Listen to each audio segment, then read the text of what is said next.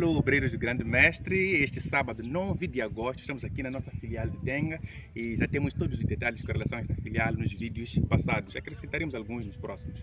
Mas hoje, este sábado, recebemos uma visita muito especial, irmão Onésimo Muyambo. Ele vai nos trazer uma mensagem super especial. Lhe convidamos a ouvir, a meditar na mensagem que o nosso irmão Onésimo vai trazer. Acompanhe-nos a seguir a mensagem do nosso irmão Onésimo. Um feliz sábado. E saber que ainda estamos firmes. Temos que ficar o quê?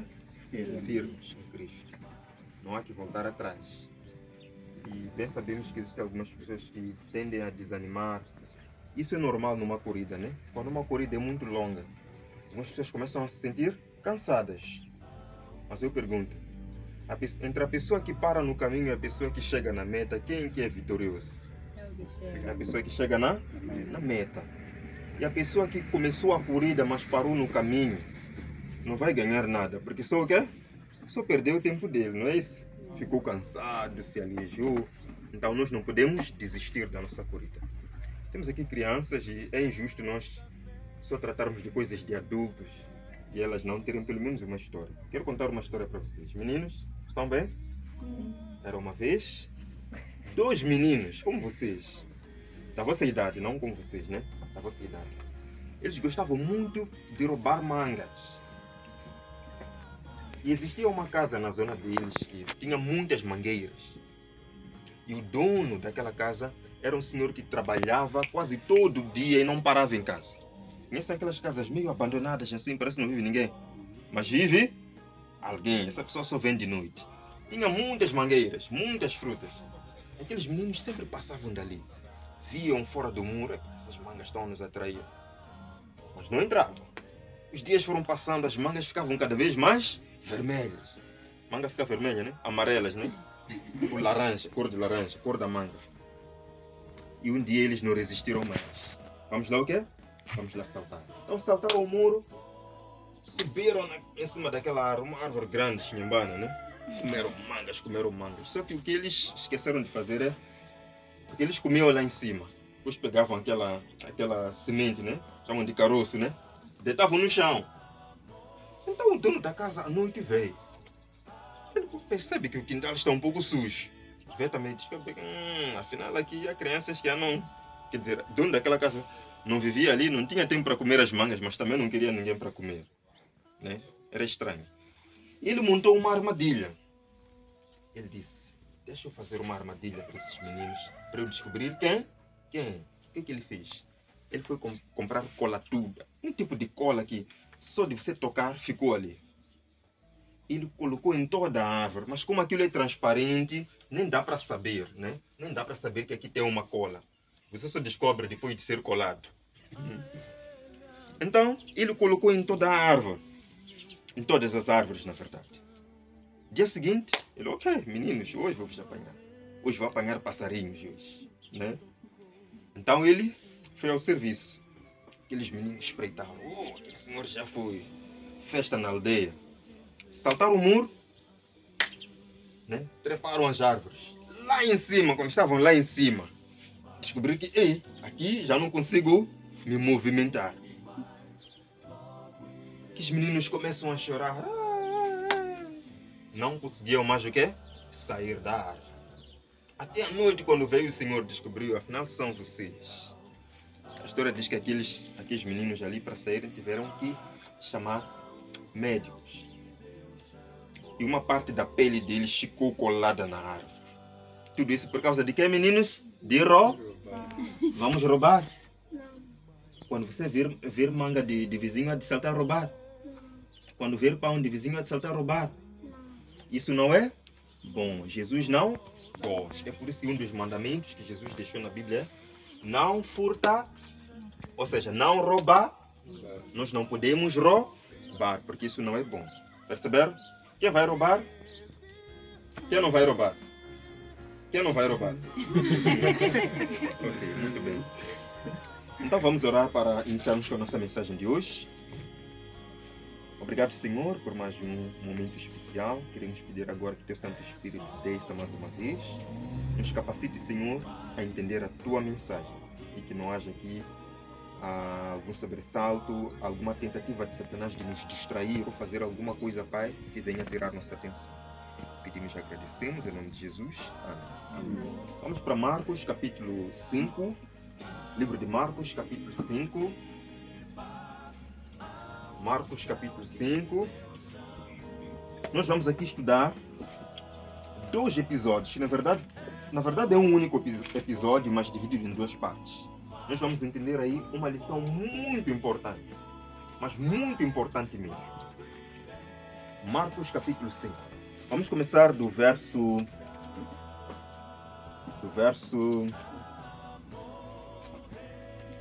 11. Mas é claro que eu vou dar uma explicação do contexto do capítulo. Já achamos todos? Marcos capítulo 5.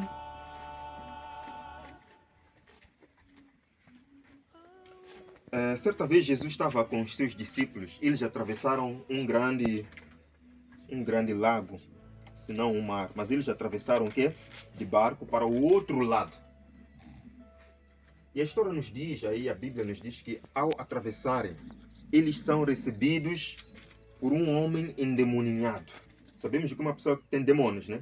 Alguém já teve essa experiência de lidar com uma pessoa com demônios?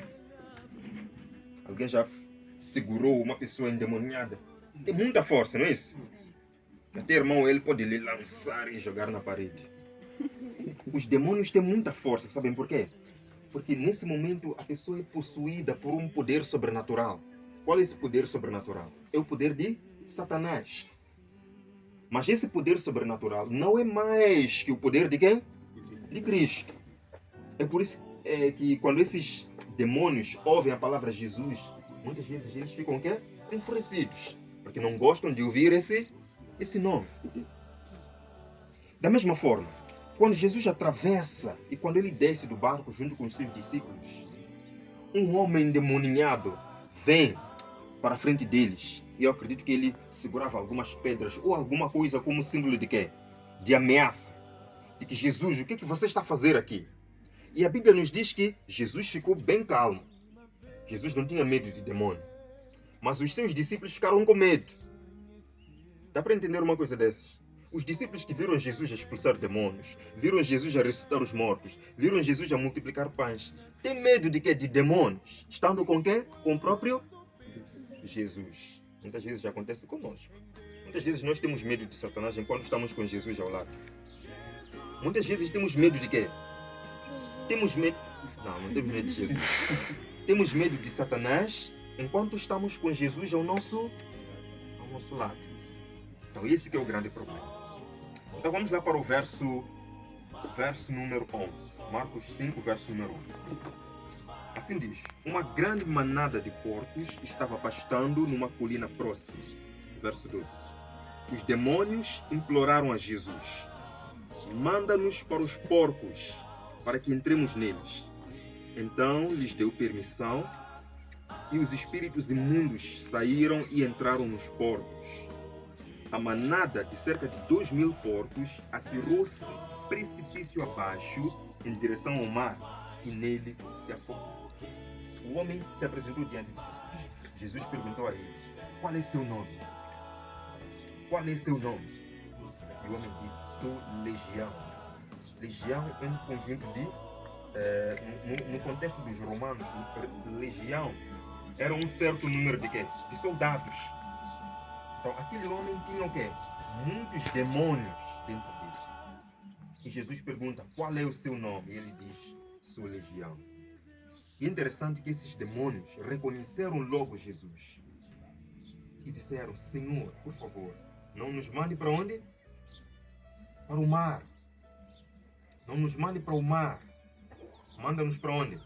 Para os porcos. Por quê? Porque Jesus queria libertar aquele homem.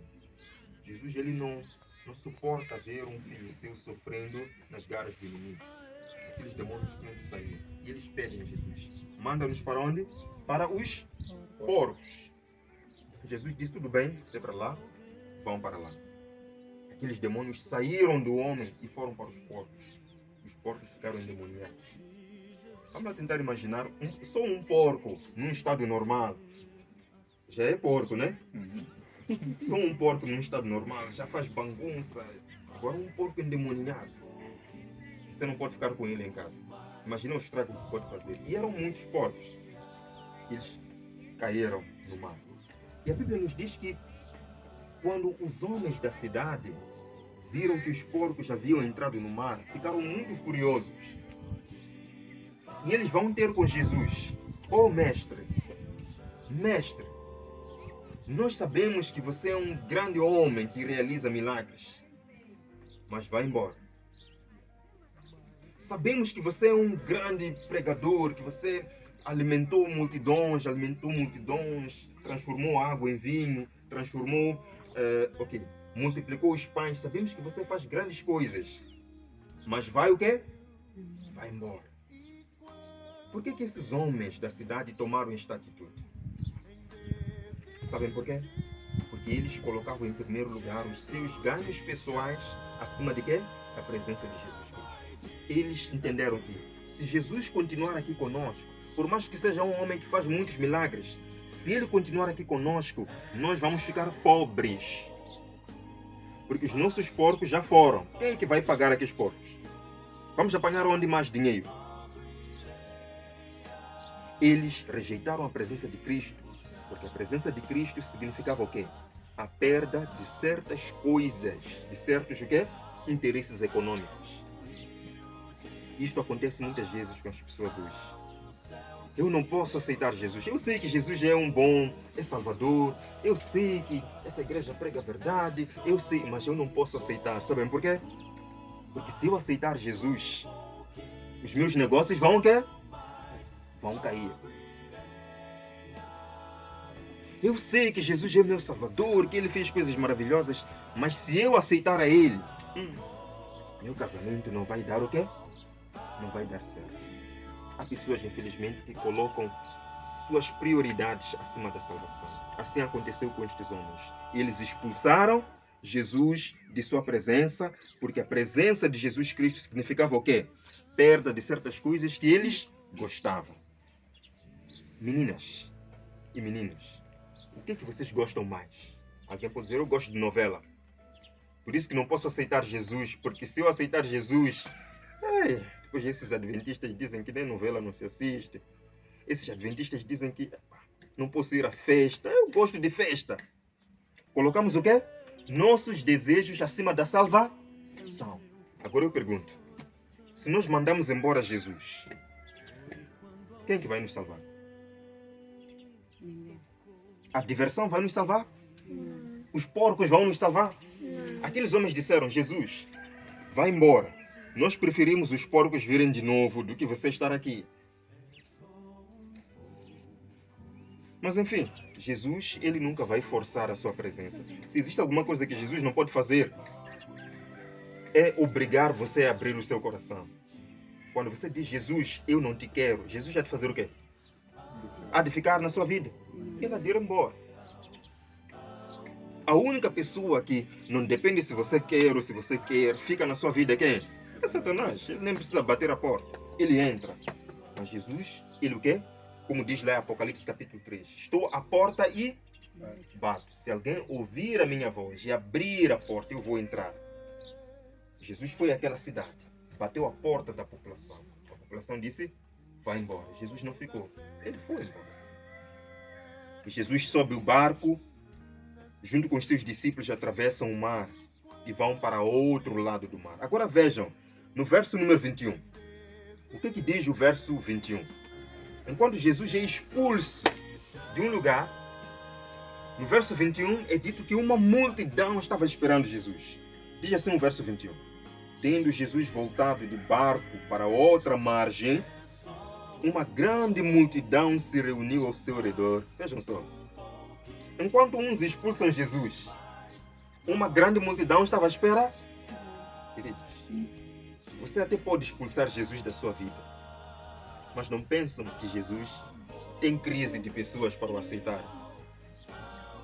Se Jesus vai bater a porta do seu coração, não é porque ele está com crise de pessoas para o aceitarem. Jesus tem multidões que estão à espera dele. Se ele vai ao seu coração, é porque ele também quer transformar a sua vida. Então ele encontra uma grande multidão à espera dele.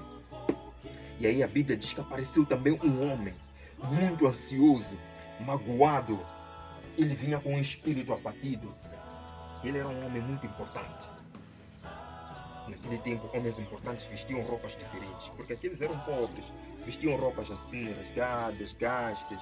Às vezes trocavam uma vez por mês para lavar. Mas aquele era um homem importante, uma alta figura dos sacerdotes.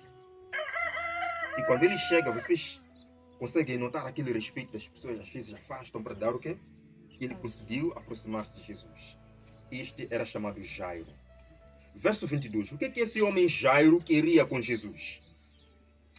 Então chegou ali um dos dirigentes da sinagoga. Vejam bem, dirigente da sinagoga. O que é a sinagoga? Igreja, né?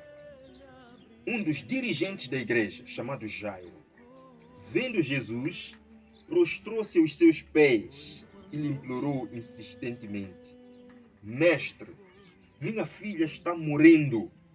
Por favor, vem e coloque as suas mãos sobre ela, para que seja curada e viva. Verso 24. Jesus foi com ele. Uau!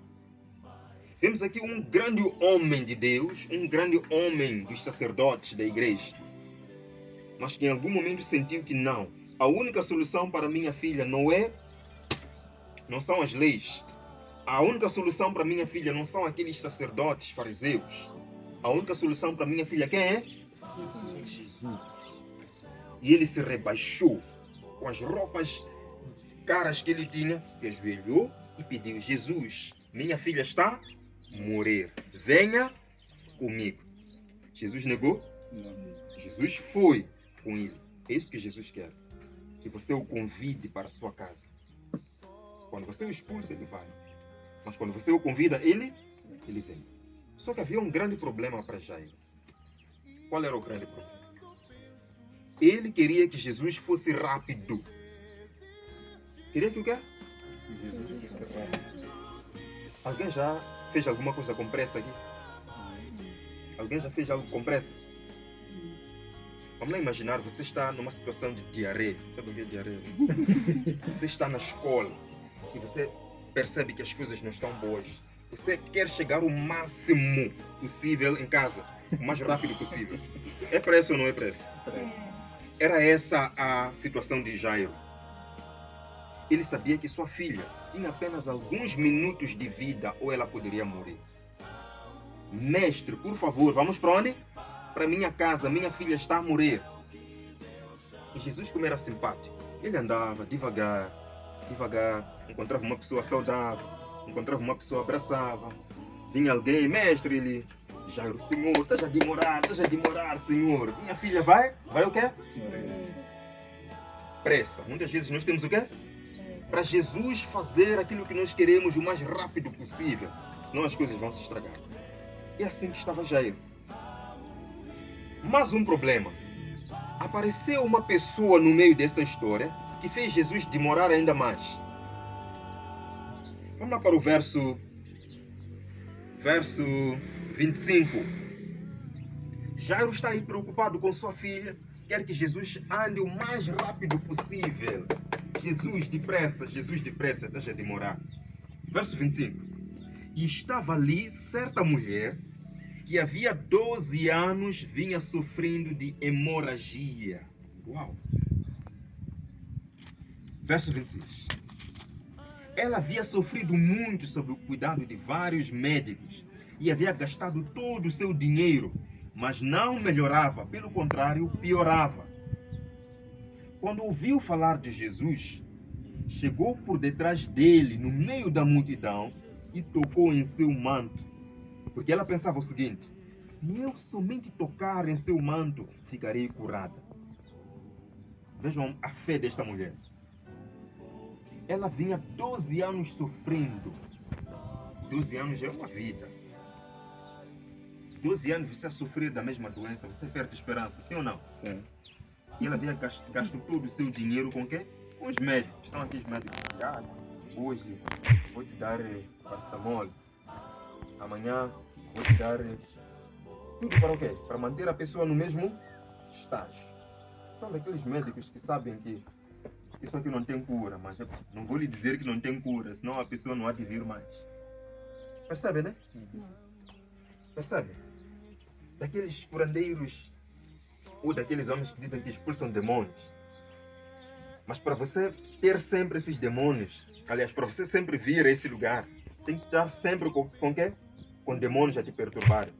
Eles não tiram esses demônios completamente, porque se tirarem completamente, você já não há de vir mais. Tem que tirar pouco a pouco esse demônio, que é para você estar sempre lá. Mas essa mulher vinha sofrendo o quê? 12 anos da mesma doença. Ela não tinha mais esperança. Mas quando ouviu falar de Jesus, uma esperança brotou no seu coração. Ela pensou, eu sou mulher. E as mulheres naquele tempo não eram muito respeitadas, ou não tinham, diria, não lhes davam muito valor. Ela não podia aparecer diante de homens e falar com Jesus Cristo. Aquilo era considerado blasfêmia ou falta de respeito. Então ela pensou, já que eu não posso falar com Jesus, eu simplesmente vou o quê? Vou tocar no manto de Jesus. Agora eu pergunto para vocês, o manto de Jesus tinha poder? A roupa de Jesus tem poder? Mas ela pensou, se eu tocar na roupa de Jesus, vou ser curado. A roupa de Jesus tem poder? Ela confiava na roupa de Jesus ou no dono da roupa? Confiava na roupa ou no dono da roupa? Por que ela foi curada? Porque a roupa tinha poder ou o dono da roupa tinha poder? O dono da roupa tinha poder. Então a questão aqui não era a roupa. A questão era o quê?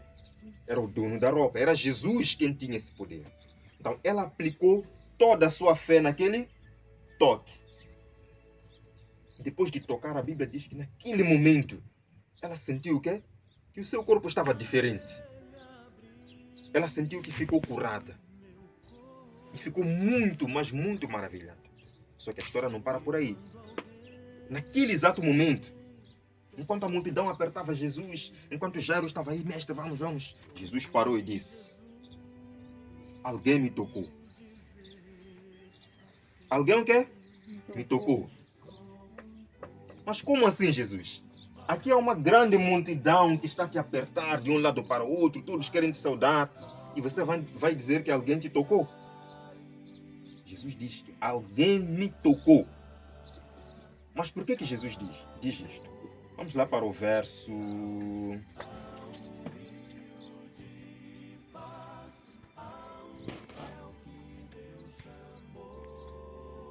Vamos para o verso...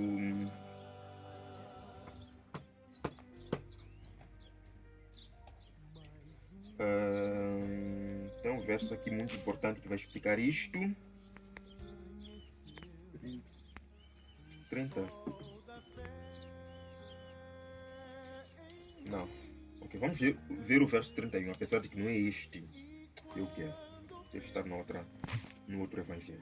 Verso 31. Responderam os seus discípulos.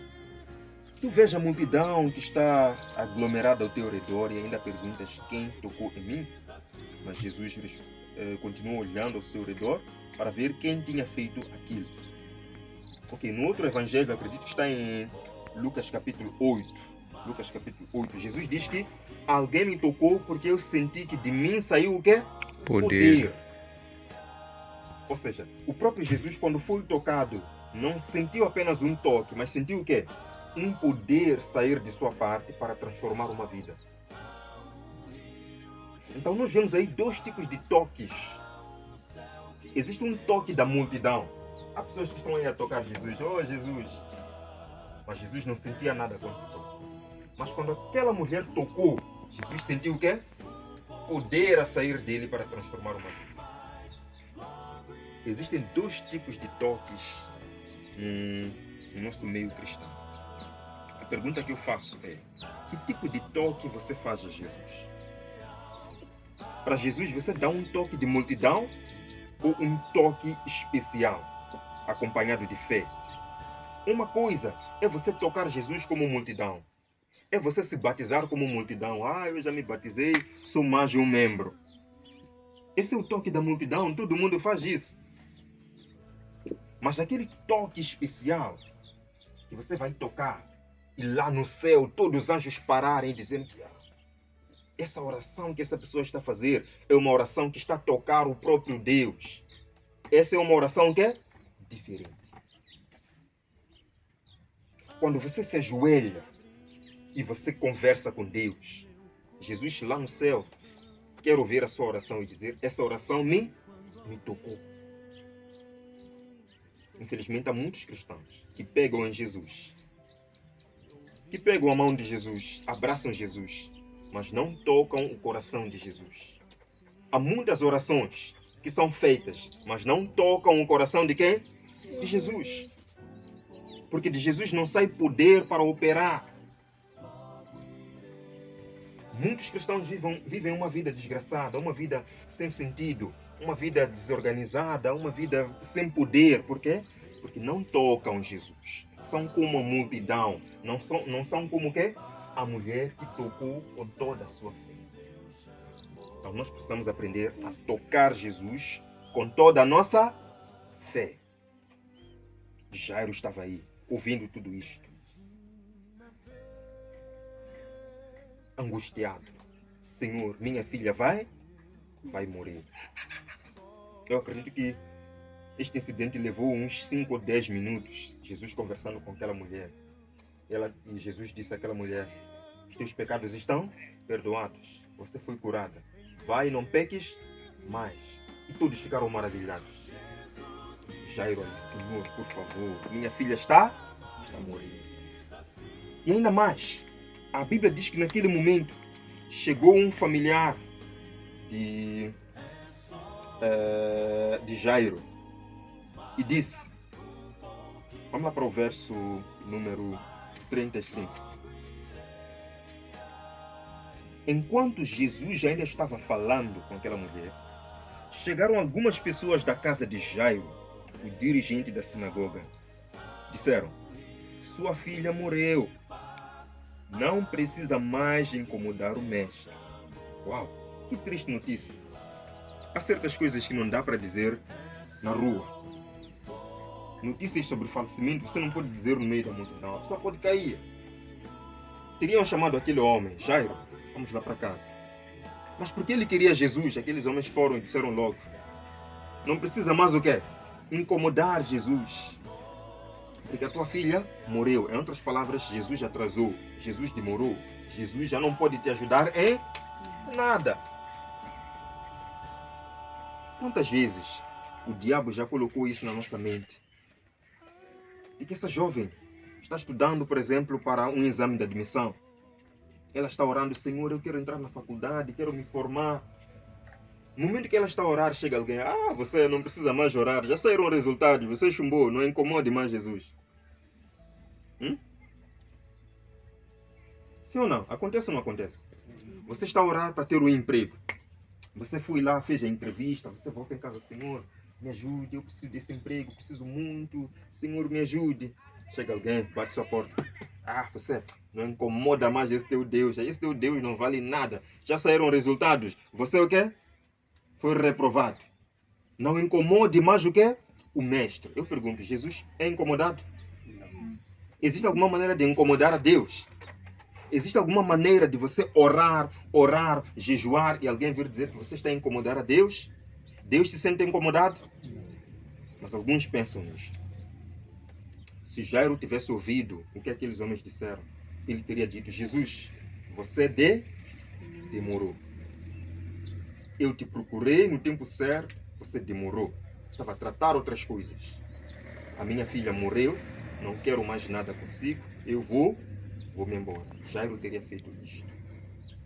Sabem, queridos, quando a gente tem um pedido a Deus, ou quando a gente quer algo que Deus faça na nossa vida, nós temos que entender que enquanto a gente ora, existem outras pessoas que também estão orando para o mesmo Deus, pedindo a mesma coisa. Jairo queria cura. Ele achava que era o único que queria cura.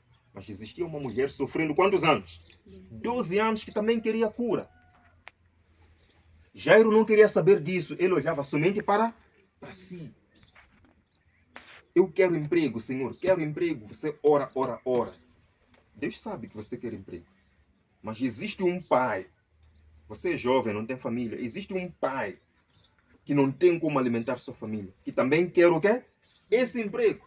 É uma só vaga. Todos têm a mesma fé.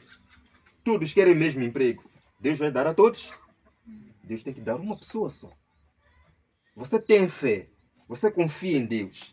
Mas Deus em algum momento tem que dizer o quê? Espere um pouco. Espere o quê? Um pouco. Tem que dar prioridade a quem? Aquela pessoa. Deus não atrasa. Deus não demora. Ele faz a coisa no tempo certo, no momento certo. Assim foi com Jairo. Deus disse o quê? Jesus disse o quê?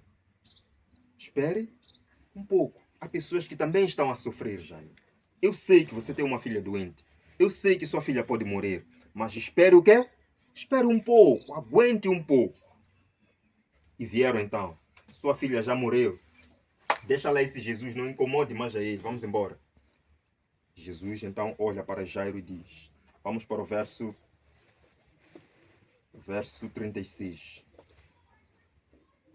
Não se importando com isso, eles disseram. Jesus disse ao dirigente da sinagoga: não tenha medo, apenas creia. Jesus não está a dizer, ok, sua filha morreu, me desculpa, atrasei, eu não devia ter atrasado, me perdoe, mas eu já não tenho nada a fazer. Jesus não disse isso. Disse o quê? Apenas creia. Para Deus não há um caso atrasado. Para Deus não há caso o quê? Naquele momento que você vai desistir de orar, porque Jesus não te respondeu, é naquele momento que o quê? Que Deus pode te surpreender. No momento que você para de orar, porque alguém já veio e disse, deixa lá esse Jesus, isso já chumbaste, o que é? Pode ser naquele momento que o quê? Que Deus pode realizar um milagre se você continuar firme. Jesus diz, não temas, apenas creia. Então eles foram para a casa de Jairo, encontraram as pessoas a chorar, mestre, demoraste, já morreu. Jesus disse o quê? Não entendo por que vocês estão chorando. Estão a chorar por quê? Se eu sou a ressurreição e a vida, eu sou a vida, estou aqui convosco, vocês estão chorando por quê? Eu não atrasei, eu vim no tempo certo.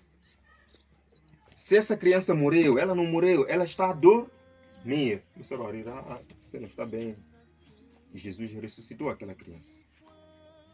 Com aquilo, Jesus mostrou que não existe caso atrasado.